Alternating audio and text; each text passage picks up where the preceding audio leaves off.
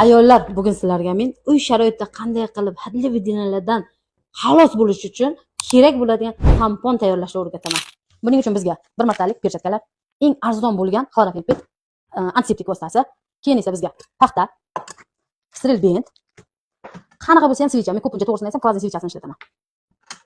Levomikol, uyingizda ishlatib turgan levomikol bo'lsa ham bo'ladi. Klatrimazol, oyoq rasm borligiga qiziqib yotmang, hammasi zamburug'ga qarshi. Mana bu esa qaychi, faqat iltimos toza holatda. Meniki antiseptik qaychi, lekin sizlar bittagina spirt bilan artib olasiz.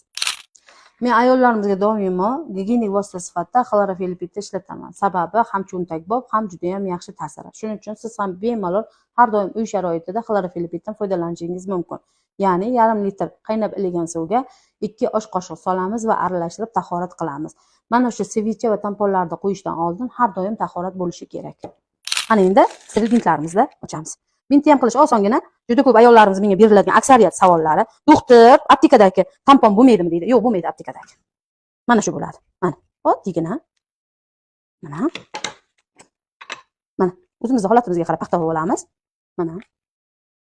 Mana, oddiygina. Mana ayollar, taxlab olganimizdan keyin mana. Ja ko'p emas, kam emas. Mana. Buni o'rniga vishneviskiy mazza ham qo'ysak bo'ladi, listatin mazza ham qo'ysak bo'ladi. Hammasi ketadi.